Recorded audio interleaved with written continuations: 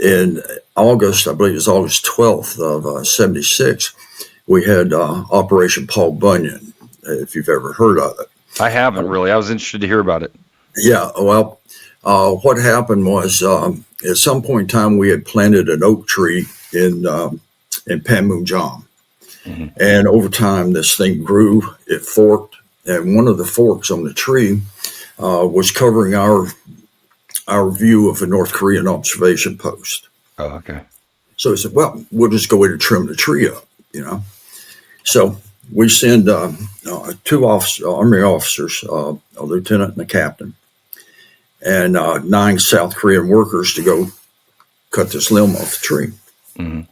Well, while they're in the process of getting ready to do that, this North Korean lieutenant shows up. I can't remember his name right now, but he was known to cause trouble within the DMZ.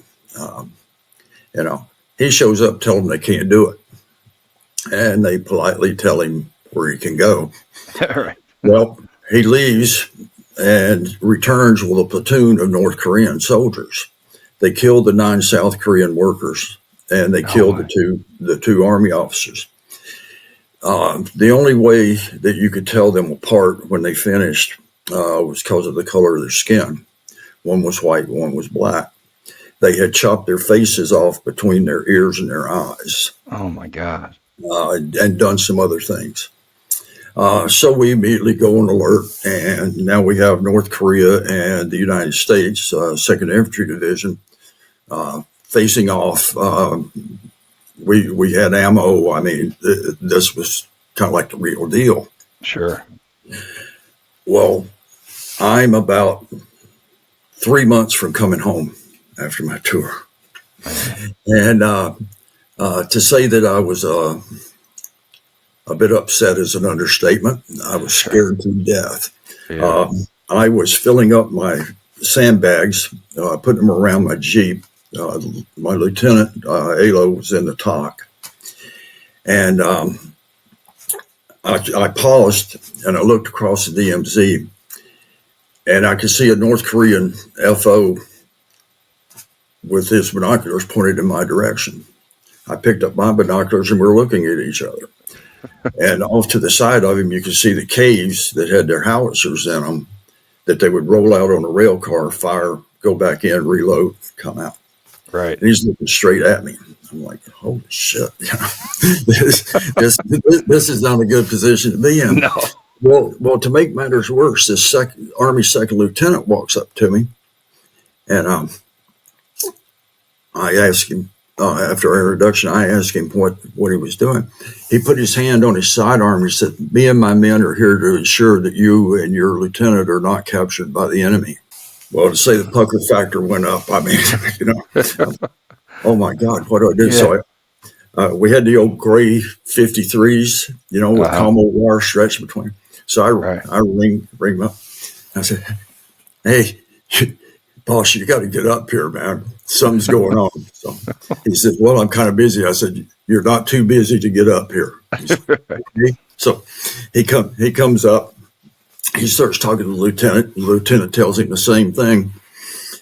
And I could see the lieutenant pause, and he goes, okay. He goes, I know nothing about infantry tactics. Okay. I'm a pilot. I don't know anything about tactics. He said, you deploy your men as you see fit. Let me know when you're done. I'll come out and look.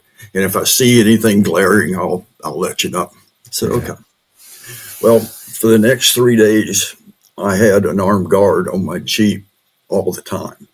Anytime we were up there, we had a guard. Sometimes as a private, sometimes a lieutenant himself would come up.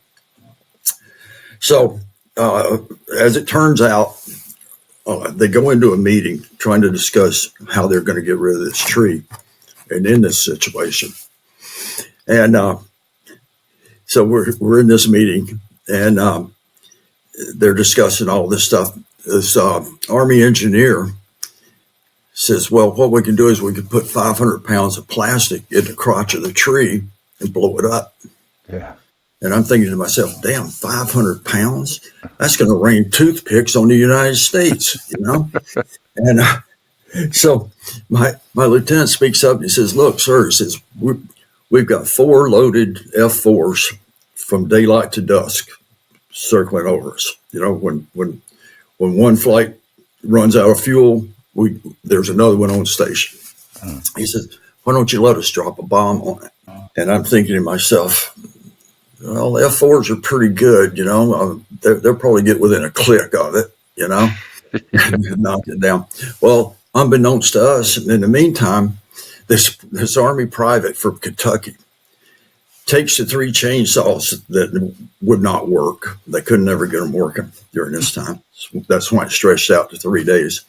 He took the 3 chainsaws and made one workable out of it. Nice. And they sawed the limb off. Problem solved, right? Everybody's gonna go back to where they were. Not quite.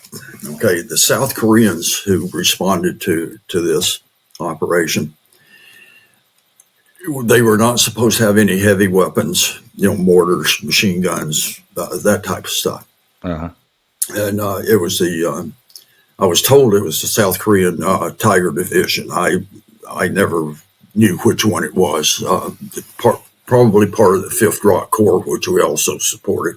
Uh-huh. Well, our guys searched the vehicles as they were, you know, passing through the checkpoint to go where they were going to set up. But they didn't look underneath the vehicles. The South Koreans had mounted mortars, machine guns, 50 cals, all that stuff under their vehicles. So they go into Panmunjom and set up where they were supposed to set up. And they refused to leave. I said, "No, we've got it. We're keeping it." Yeah. You know? So it took a while for negotiations to get them to come back. In the meantime, I was during that 3 days, I was sent on one mission. We had to go up on a mountaintop and escort some unarmed Marines, communications people off this site. The Marines occupied that site all the time. But because of the armistice that was signed, the Marines weren't allowed to be permanently stationed in South Korea. The North Koreans were terrified of them. Sure. So these guys were from Okinawa. So we go up, pull them off the mountaintop, you know, and get them back in the rear. And so we never had to fire a shot. Nice. It was a real eye opener being in Korea for that year. Oh, we were supposed to get a cubic inch of the tree. Well, I PCS before they gave them out. The guys after me got them. Oh man! So I never got